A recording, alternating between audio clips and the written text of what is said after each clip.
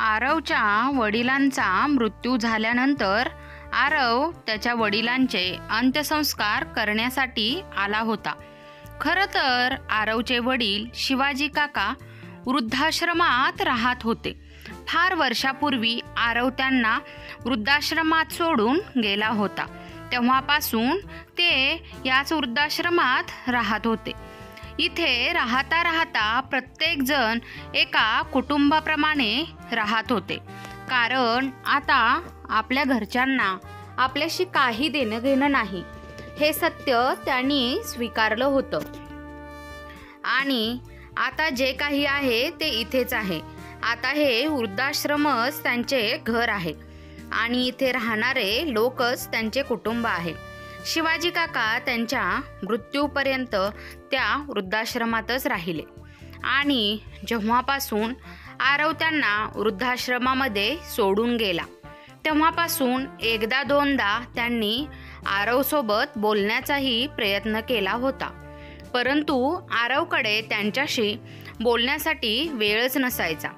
त्यामुळे हळूहळू शिवाजी काकांनीही आरवला फोन करणे बंद केले होते. आणि आज बऱ्याच दिवसांनी आरवच्या मोबाईलवर कोणाचा तरी फोन आला, ज्याने त्याला सांगितले की आरवचे वडील शिवाजी काका यांचा मृत्यू झाला आहे आणि त्यांच्यावर अंत्यसंस्कार करण्यासाठी त्यांच्या मुलाला म्हणजेच आरवला वृद्धाश्रमात यावे लागेल. वृद्धाश्रमात आल्यानंतर आरव वडिलांच्या अंत्यसंस्कारासाठी गेला आणि वडिलांचे अंत्यसंस्कार केल्यानंतर पुन्हा वृद्धाश्रमात परतला.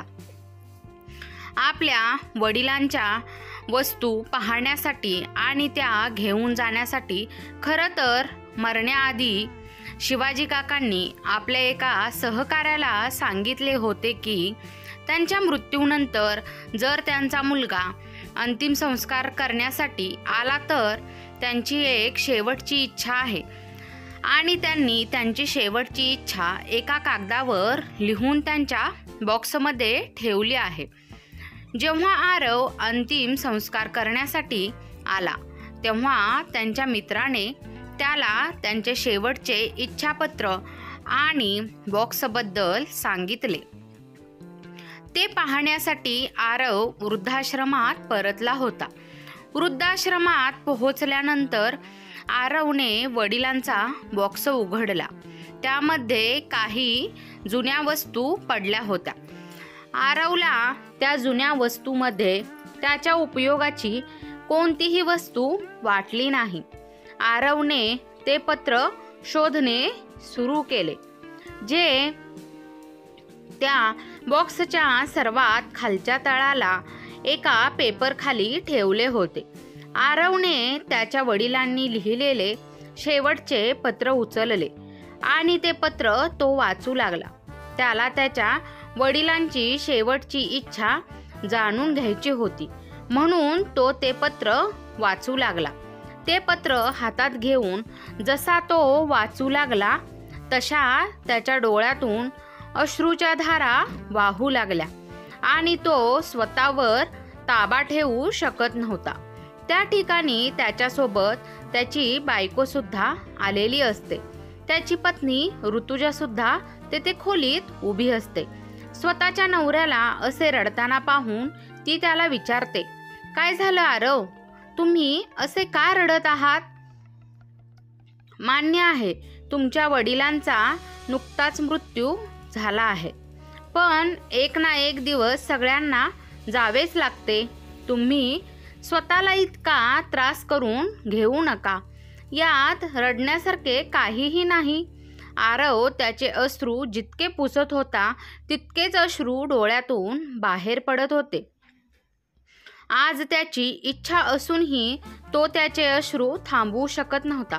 सतत वाहणारे अश्रू पाहून ऋतुजा त्याला विचारते की असं नेमकं काय लिहिलं आहे तुमच्या वडिलांनी, जे वाचून तुमचे रडणे थांबतच नाही? मलाही दाखवा ते पत्र. परंतु जेव्हा ऋतुजाने ते पत्र वाचायला सुरुवात केली तेव्हा ती जागेवरच स्तब्ध झाली. तिच्या तोंडातून आवाज निघत नव्हता. ती काहीच न बोलता एका जागेवर उभी राहिली.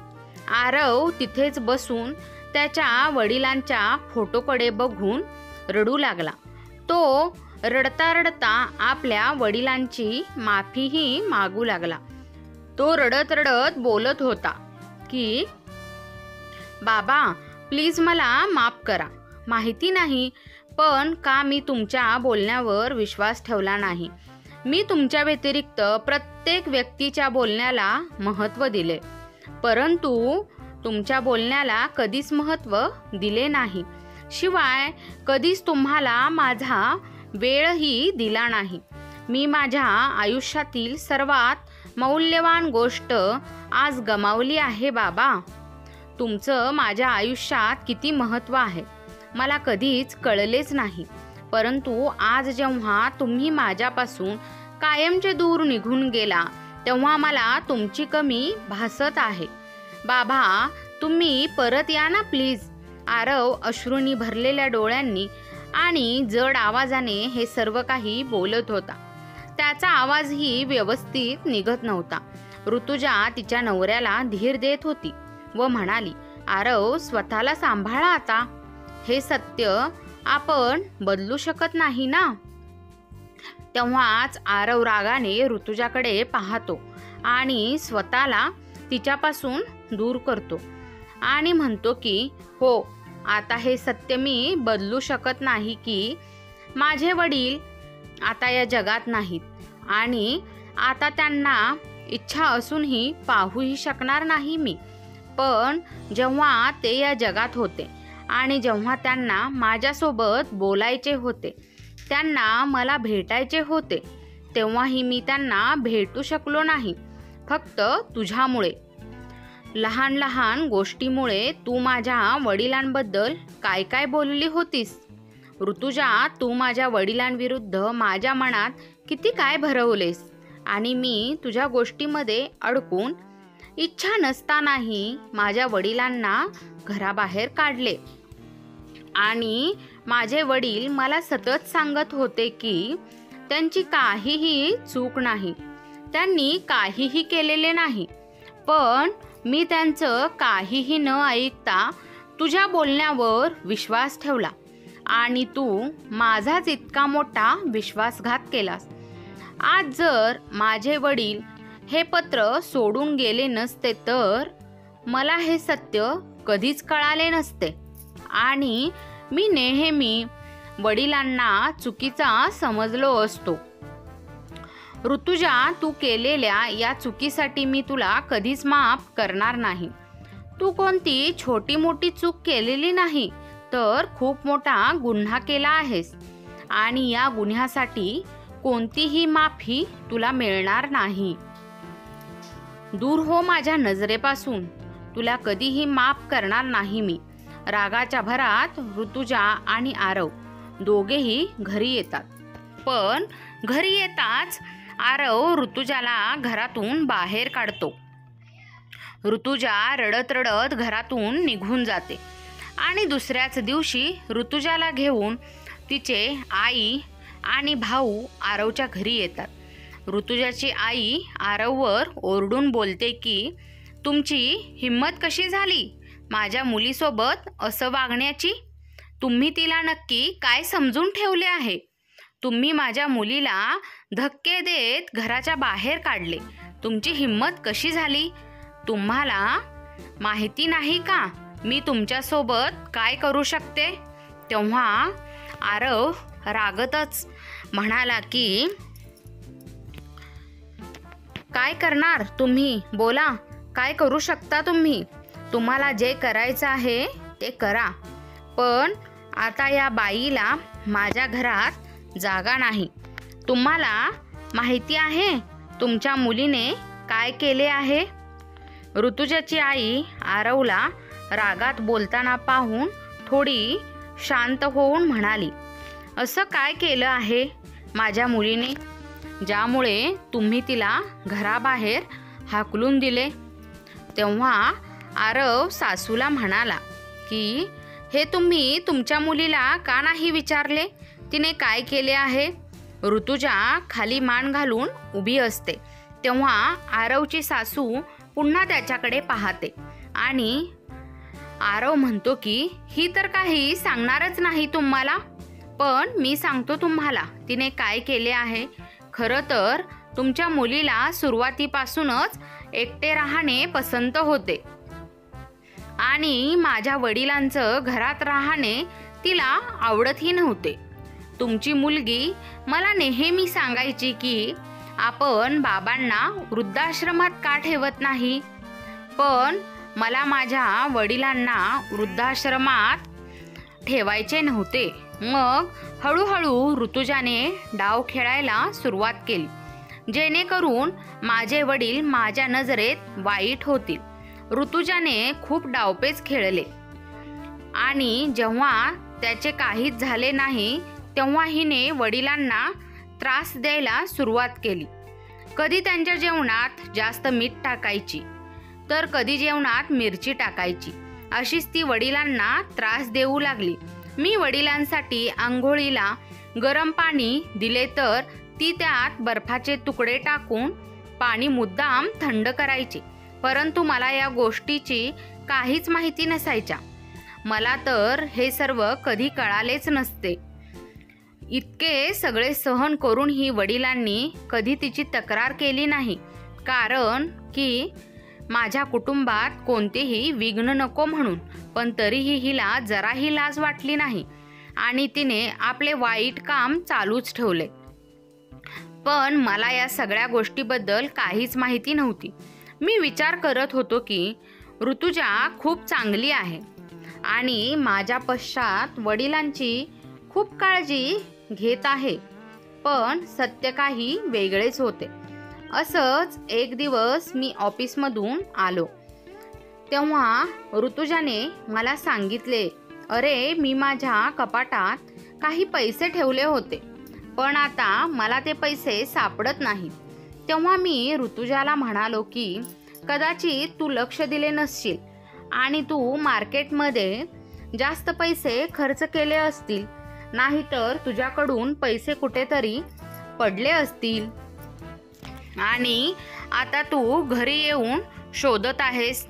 जर पैसे घरी ठेवले असते तर ते कुठे जाणार? तेव्हा ऋतुजा मला म्हणाली, बघ आरव, घरात तुम्ही आणि बाबांशिवाय दुसरं कोणीही नाही, मग पैसे गेले कुठे? हे सर्व ऐकून मला खूप राग आला आणि मी ऋतुजावर ओरडलो की हे तू काय बोलत आहेस? वडिलांबद्दल असा विचार तुझ्या मनात आलाच कसा? बाबांना पैसे चोरण्याची काय गरज आहे? सर्व काही त्यांचेच आहे.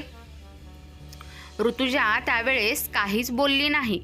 पुन्हा काही दिवसांनी जेव्हा आम्हाला एका नातेवाईकांच्या लग्नाला जायचे होते तेव्हा ऋतुजाने मला सांगितले की तिच्या कपाटात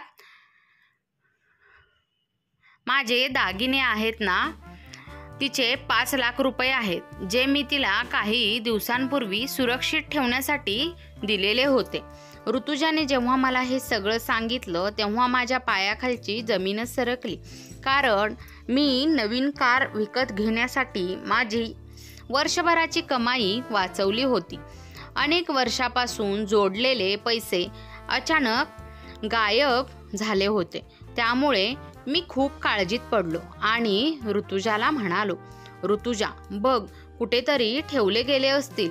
आणि मी आणि ऋतुजा दोघेही वेड्यासारखे संपूर्ण घर पैसे शोधू लागलो, पण आम्हाला ना पैसे सापडले ना ऋतुजाचे दागिने. तेवढ्यात बाबा लगेच बागेतून फिरून नुकतेच घरी आले होते आणि ऋतुजा बाबांना पाहताच म्हणू लागली, आरव, आज जर तुम्ही काहीही बोललात तरी मी चोर पकडल्याशिवाय राहणारच नाही. असं म्हणत ऋतुजा बाबांच्या खोलीत शोधू लागली. बाबा म्हणाले की तुम्ही हे सगळे काय करत आहात आणि असं अचानक माझ्या खोलीतलं सगळं सामान का हलवत आहात? तेव्हा ऋतुजा म्हणाली, ती चोराला पकडण्याचा प्रयत्न करत आहे. ज्या चोराने चोरी केली आहे त्याला सर्वांसमोर आणण्याचा माझा प्रयत्न आहे. ऋतुजा सर्व सामान शोधू लागली आणि मग बाबांच्या कपाटातून नोटांचे बंडल आणि ऋतुजाचे दागिने खाली पडले, जे वडिलांच्या कुर्त्यात ठेवले होते. हे सर्व पाहून मी खूप घाबरलो आणि मलाही वाटले की कदाचित ऋतुजा बरोबर होती. मीच तिला चुकीचे समजत होतो. या सर्व गोष्टींचा विचार करून मी ऋतुजाच्या म्हणण्यानुसार बाबांना वृद्धाश्रमात पाठवून दिले. जेव्हा बाबा वृद्धाश्रमात जायला तयार नव्हते तेव्हा मी स्वतः त्यांचे कपडे पॅक केले आणि त्यांना म्हणालो की एक तर तुम्ही स्वतः खोलीतून बाहेर जा, अन्यथा मला मजबुरीने तुम्हाला घराबाहेर काढावे लागेल. एवढे बोलून मी खोलीतून बाहेर आलो आणि काही वेळाने वडीलही त्यांची बॅग घेऊन खोलीतून बाहेर आले. बाबांचे डोळे पूर्णपणे सुजलेले होते. कदाचित ते रात्रभर रडत होते. बाबा मला एवढेच सांगत होते की माहिती नाही बेटा, सर्व सामान माझ्या कपाटात कसे आले, हे सर्व कोणी केले, परंतु मी तुझ्या मुलीच्या बोलण्यात अडकून त्यांचे काहीही म्हणणे ऐकले नाही आणि त्यांना वृद्धाश्रमात घेऊन आलो. बाबा मला संपूर्ण रस्त्यात सांगत होते की मी काही केले नाही, यात माझा काहीही दोष नाही बाळा, मला आश्रमात पाठवू नकोस. मी घराच्या कुठल्या तरी कोपऱ्यात पडून राहीन. मी फक्त तुझा चेहरा पाहून जगेन. मला तुझ्यापासून दूर नेऊ नकोस. तुझ्या आईच्या मृत्यूनंतर तू माझा एकमेव आधार आहेस. तू पण मला असंच सोडले तर मी जगू शकणार नाही. बाबा मला पुन्हा पुन्हा सांगत होते, पण मी तुमच्या मुलीच्या सांगण्यावरून त्यांना वृद्धाश्रमात सोडले आणि पुन्हा मागे वळून कधीच पाहिले नाही. आणि आता 2 दिवसापूर्वी वृद्धाश्रमच्या मॅनेजरचा मला फोन आला आणि मला सांगितले की तुमच्या वडिलांचा मृत्यू झाला आहे. जेव्हा मी वृद्धाश्रमात पोहोचलो तेव्हा मी पाहिले की माझे बाबा जमिनीवर पडले आहेत आणि त्यांनी माझा फोटो छातीवर ठेवला आहे. खरं तर ज्यांनी बाबांना सकाळी सगळ्यात आधी उठून पाहिले होते त्यांनी सांगितले की बाबा रात्रीपासून माझा फोटो छातीशी लावून असेच खुर्चीवर बसले होते. सकाळी उठून त्यांनी जेव्हा जाऊन पाहिले तेव्हा सुद्धा बाबा असेच बसून माझा फोटो छातीशी धरून बसले होते. पण त्या मुलांनी जाऊन जसं वडिलांना थोडे हलवले तर बाबा खाली जमिनीवर पडले. त्यांनी डॉक्टरांना बोलावून तपासणी केली तेव्हा कळाले की बाबा आता राहिले नाहीत, ते हे जग सोडून गेले आहेत. मी माझ्या वडिलांसाठी दुःखी होतो, पण हद्द तर तेव्हा झाली जेव्हा मला तुमच्या मुलीचे सत्य कळले. आणि हे सत्य मला कधीच कळले नसते जर माझ्या वडिलांच्या मित्राने मला माझ्या वडिलांच्या शेवटच्या पत्राबद्दल सांगितले नसते तर. त्यांनी मला सांगितले की माझ्या वडिलांनी माझ्यासाठी एक शेवटचे पत्र सोडले आहे आणि ती माझ्या वडिलांची शेवटची इच्छा होती की मी त्यांची पत्रात लिहिलेली इच्छा पूर्ण करावी. मी जेव्हा वृद्धाश्रमात पोहोचल्यावर बाबांनी भरून आणलेली बॅग उघडली. त्यात बाबांच्या काही जुन्या वस्तू पडलेल्या होत्या. ती बॅग उघडल्यावर मला तळाशी एक चिठ्ठी सापडली आणि ती चिठ्ठी म्हणजे माझ्या वडिलांचे शेवटचे पत्र होते. ते त्यांनी माझ्यासाठी लिहिले होते. तुम्हाला जाणून घ्यायचे नाही का सासूबाई की त्यात माझ्या वडिलांनी माझ्यासाठी काय लिहिले होते, जे वाचून मी तुमच्या मुलीचा इतका तिरस्कार करू लागलो? त्याच्या डोळ्यातील अश्रू पुसत म्हणाला, सासूबाई, माझ्या वडिलांनी लिहिलेल्या पत्रात मला त्यांनी सर्व गोष्टी सांगितल्या की मी ऑफिसला गेल्यावर ऋतुजा त्यांना किती त्रास द्यायची. खाणे पिणे अंघोळ आणि इतकेच नव्हे तर बाबांचं घरात राहणे देखील तिनं कठीण केले होते आणि बाबा हे सर्व माझ्यासाठी सहन करून घेत होते. आणि मी मूर्ख इतके समजू शकलो नाही की अगदी शेवटच्या पत्रातही त्यांना फक्त त्यांच्या निर्दोषतेबद्दल लिहिले होते. त्यांनी लिहिले होते की ज्या दिवशी आम्हा दोघांना पार्टीला जायचे होते त्या दिवशी ते पहाटेपासून घराबाहेरच होते आणि त्याचे कारण म्हणजे ऋतुजाने बाबांना सांगितले होते की बाबा, माझी आई खूप आजारी आहे, आरवला यायला वेळ लागेल, म्हणून तुम्ही एकदा जाऊन माझ्या आईला बघून या. वडिलांनी माझ्याशी बोलायला सांगितले, पण ऋतुजाने माझे त्यांच्याशी बोलणेच केले नाही आणि म्हणाली की माझा फोन सापडत नाहीये. तेव्हा बाबा तुमच्या घरी गेले होते सासूबाई. आरवची सासू म्हणायला लागली, तुम्ही कुठल्या दिवसाबाबत बोलत आहात? आरवने त्यानंतर सासूला तारीख सांगितली आणि म्हणाला, मी त्या दिवसाची गोष्ट करत आहे सासूबाई. तेव्हा ती म्हणाली, पण मी त्या दिवशी घरीच नव्हते, मी शहराबाहेर गेले होते काही महत्त्वाच्या कामासाठी. तेव्हा आरव डोळ्यातून वाहणाऱ्या अश्रूंना पुसत हसत म्हणाला, हेच तर सासूबाई, जर त्या दिवशी तुम्ही घरीच नव्हता तर तुमची लाडकी मुलगी बाबांशी खोटे का बोलली? आणि तिने मला सांगितले की बाबा बागेत फिरायला गेले आहेत, आता येतच असतील. आणि बाबा घरी येताच ती त्यांच्यावर रागावली. आणि मी इतका मूर्ख होतो की मी माझ्या वडिलांचे एकदाही ऐकले नाही. ते बिचारे मला समजवतच राहिले, पण बायकोच्या बोलण्यात मी इतका आंधळा झालो होतो की मला काहीच दिसत नव्हते. माझ्या मनाला हा सुद्धा विचार आला नाही की ऋतुजाला कसे कळले कपाटाच्या कोणत्या भागात कोठे दागिने लपवून ठेवले आहेत. जे कपाट उघडताच ऋतुजाला पाहता क्षणी सापडले. त्यावेळेस मी सुद्धा हा विचार केला नाही की जर बाबांनी चोरी केली असती किंवा चोरलेले पैसे त्यांच्याकडे असते तर त्यांनी त्या चोरलेल्या पैशाचे काय बरे केले असते? कारण त्यांना माझ्याशिवाय दुसरे कोणीही नव्हते. कारण त्यावेळेस माझा मेंदूच काम करत नव्हता. म्हणतात ना, वाईट वेळ सांगून येत नाही, पण माझा वाईट काळ नुकताच सुरू झाला होता आणि माझ्या मूर्खपणामुळे माझ्या वडिलांचा देखील वाईट काळ सुरू झाला होता. मी माझ्या वडिलांचे जीवन नरक बनवले. एवढे सगळं लिहून झाल्यावर बाबांनी त्यांची शेवटची इच्छा या पत्रात लिहून ठेवली होती. आणि तुम्हाला माहिती आहे का सासूबाई, त्यांची शेवटची इच्छा काय होती? मी तुमच्या मुलीला घरातच ठेवावे आणि माझ्या कुटुंबासोबत आनंदाने राहावे, अशी शेवटची इच्छा त्यांनी लिहून ठेवली होती. त्यांना फक्त त्यांचे निर्दोषत्व माझ्यासमोर सिद्ध करायचे होते. त्यांनी तुमच्या मुलीला गुन्हेगार सिद्ध नाही केलं, तर त्यांनी स्वतःला फक्त निर्दोष सिद्ध केलं. आणि त्यांचे माझ्यावर किती प्रेम आहे,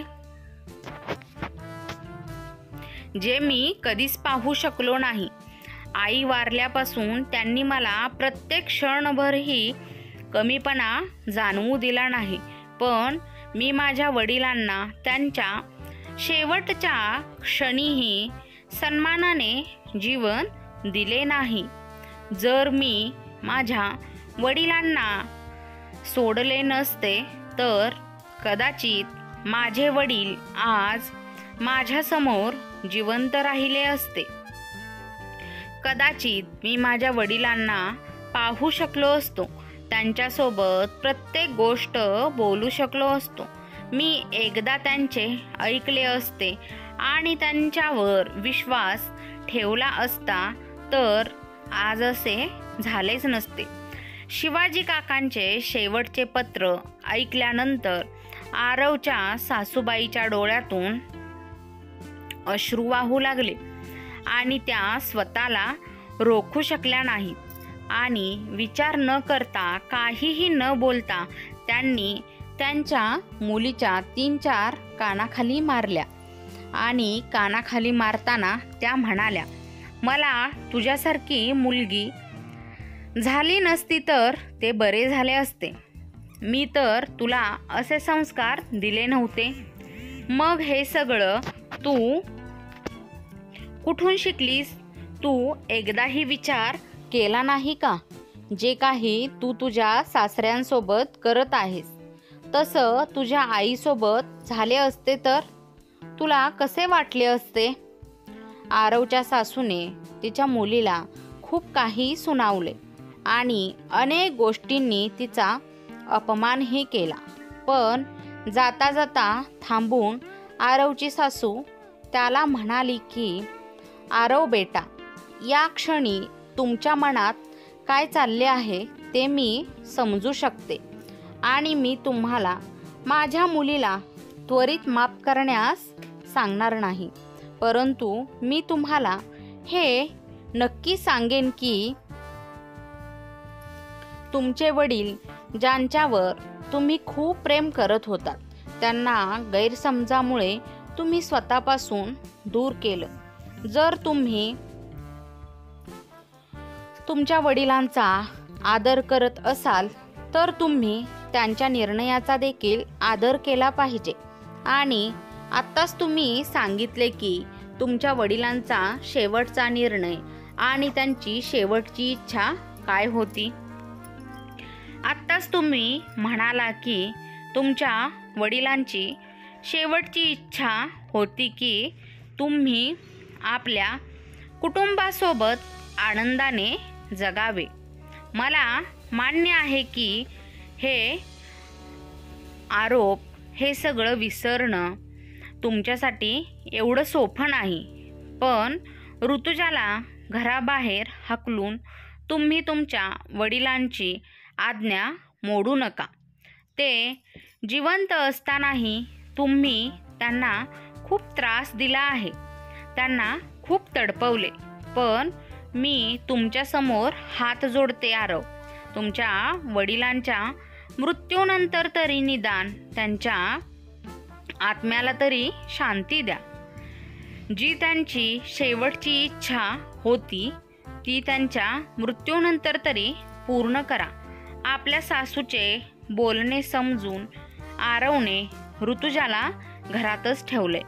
परंतु त्याने तिला माफ केले नाही आणि त्याने वडिलांची शेवटची इच्छा मान्य केली आणि ऋतुजाला घरातच राहू दिले.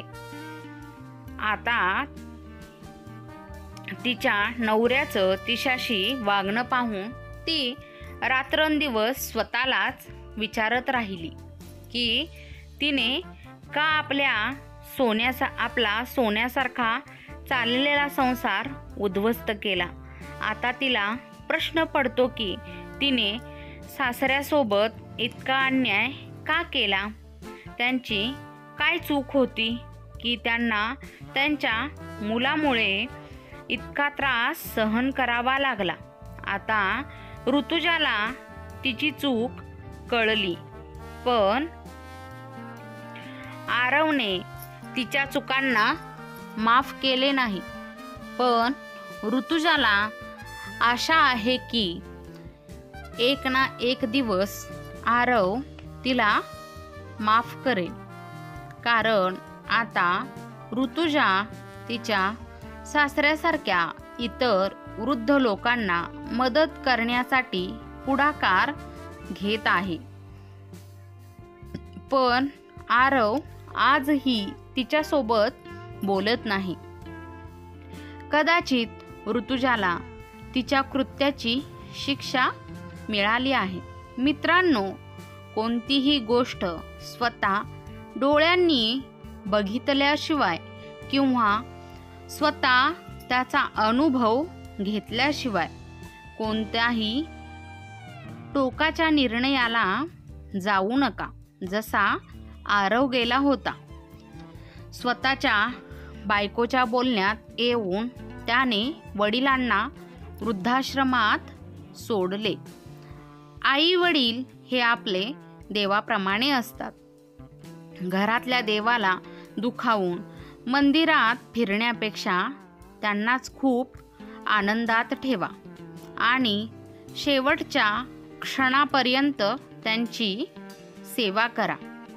आपल्याला भरभरून मिळेल. नंतर पश्चाताप करण्यात काहीच अर्थ नसतो. तर मित्र आणि मैत्रिणींनो, आजची कथा तुम्हाला कशी वाटली?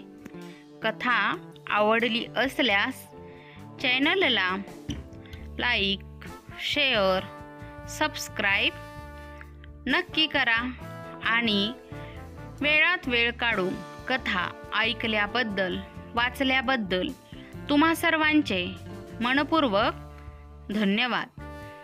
आणि अशाच आपल्या नवीन कथा ऐकण्यासाठी आपल्या ध्यास स्वामी नामाचा या चॅनलला नक्की सबस्क्राईब करा. जे कोणी नवीन पाहत असाल त्यांनीही नवनवीन कथांचे अपडेट मिळवण्यासाठी ऑल नोटिफिकेशनला क्लिक करा. धन्यवाद.